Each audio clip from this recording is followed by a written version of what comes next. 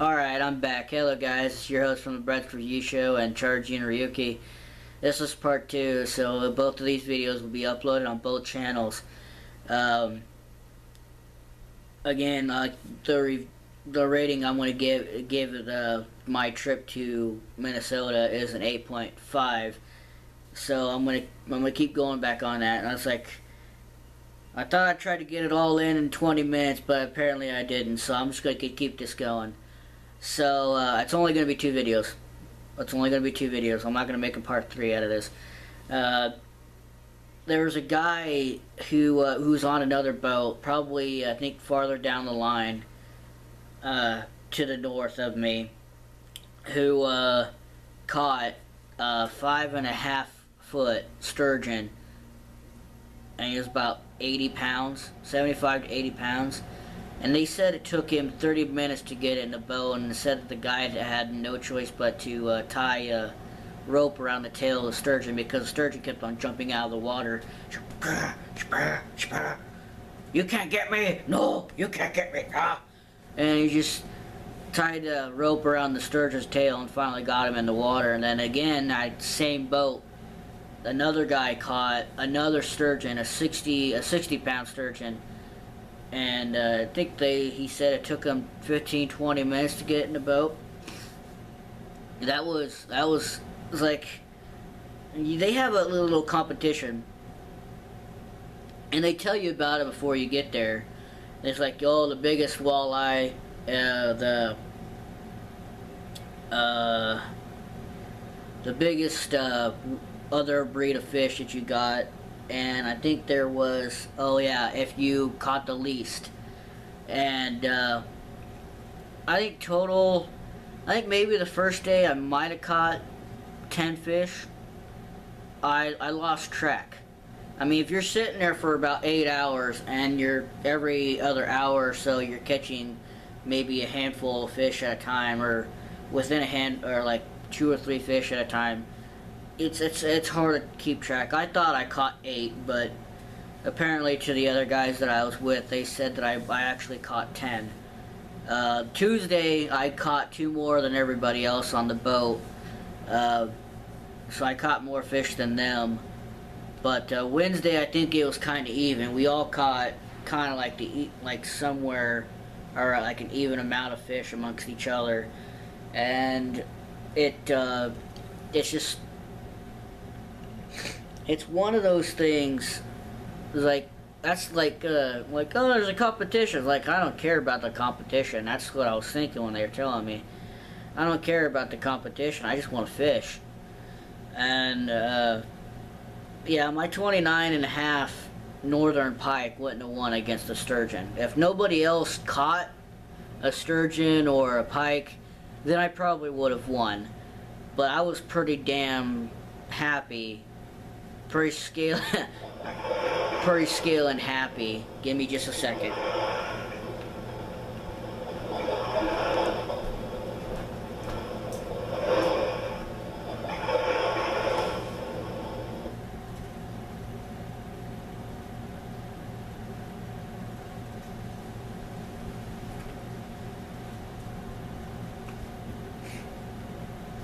One of those nights I can't sleep, so I'm just gonna keep doing what I'm doing.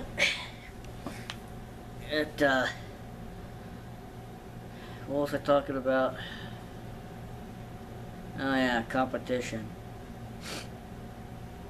My northern pike wouldn't have won that, but I was pretty skill and happy and proud that I caught the biggest fish I've ever caught.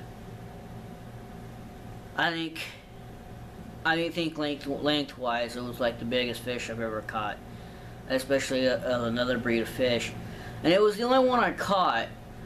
You know, I was really hoping I was going to catch another one, because because how I caught it was the minnow and worm trick.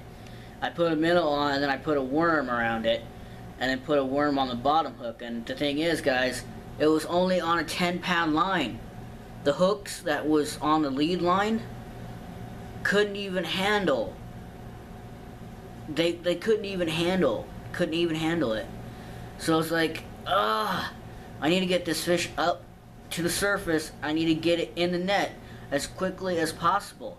It took me 5 or 10 minutes to get it in the net. The first time it jumped out. The second time the line broke just as the guide Tyler got it in the net, and he asked me after measuring it. Apparently, if it's past like 30 inches or so, that's when they gotta throw it back. But if it's under 30 inches, then you can keep it. You get the option to keep it. And it's like, hey, that's the biggest fish I've ever caught. Like, no, don't you throw that back out. I'll throw you back out after it. So I was like, yeah, I'm keeping that. I'm keeping it. So I actually have it still.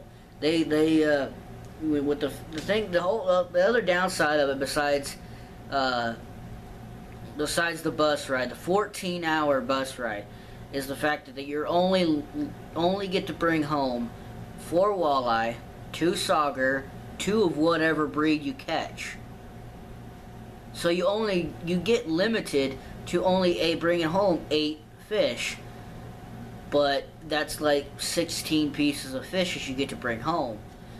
The thing is, I cut mine about, I took about maybe half of it, maybe close to half, and I bought a 30-pack of beer for my neighbors because they watched over Kira for me during that week, and you show my appreciation because I stayed out a little longer. I made a stop in Manhattan and went to Walmart and picked up a couple things plus the 30-pack or whatever, and I waited because Friday I didn't see him at all. Saturday I seen the man's wife, and he was actually watching my Kira for me, and I knocked on the door. Well, knocked, more like I headbutted it because my hands were full, so I couldn't knock on the door properly like a human, so I knocked on the door like an idiot, headbutted it, and after a couple of times of standing there for about 5 minutes, she came up to the door and talked to her and talked about the trip and like I'm doing now, and gave her some of the fish and the beer, and she's like, well, you don't have to do that. I was like, no, I do. You if I'm gone, you take pretty good care of my dog when I'm gone. I mean, you make sure she's all right. And she talked to me about the pool that is in Kira's pen to keep Kira cool, and she's like, how the heck do you keep that thing clean?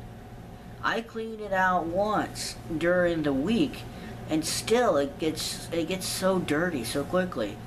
It's because the thing is, it's hot. She's a black dog. She's going to use the pool.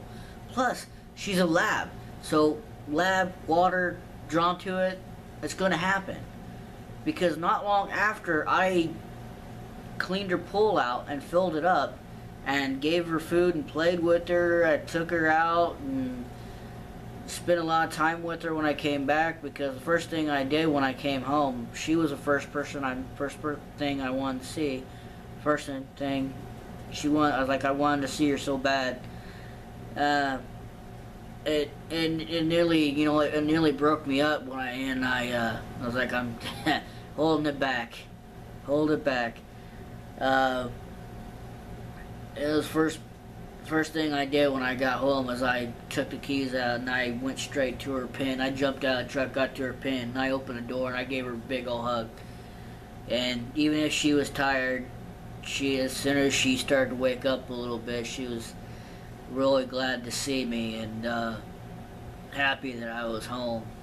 No, I expected that 80-pound dog to tackle me, but she didn't tackle me. She just laid down. I kneeled down on the ground, and she made me sit down by basically climbing up and getting in my lap, and she laid down and on my lap and wouldn't let me get up. So I stayed outside with her for like 2 hours. So it was like around 3 in the morning when I got in the house by that time, and I was still up then, and it was probably close to 5 when I finally got to sleep. But yeah, it was one hell of a time, and coming back and seeing Kira, and then talking to my mom when she's at work, because she also runs a daycare center. So I went down there and talked to her, gave her a couple of the souvenirs I had, girly souvenirs I should say. I hate picking up girly things.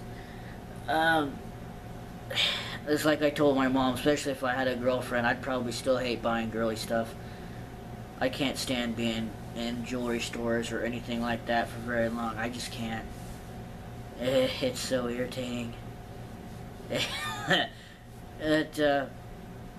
dropped the other souvenirs off that I got for them back, and yeah, it was just one hell of a time, and just getting back into it. And it's pretty much the middle of the night. I should be sleeping because I got to go to work tomorrow, but overall the trip was fun. I plan on doing something like that again, and I'll probably go to one more convention by the end of this year if I get the chance. If I don't, well, there's next year. So if you guys know any anime conventions I would like to go to or think that I would like, let me know in the comments down below. Or any other trips, like hunting trips or fishing trips or whatever, let me know in the comments down below, because it's new experiences. It's maybe I'll get a chance to maybe meet someone and build a connection, you know. Maybe that's one of the reasons why I'm doing it, because obviously there's nothing here. And yeah, I quit dating, but there's always that chance. But hopefully someone will actually give me a chance. But anyway, maybe go on a trip with me. But anyway, guys, I'm Charjr Ryuki. I'm your host for the Brett's Review Show. Let's cool down and look forward for the next review. And I will see you guys next time. Peace.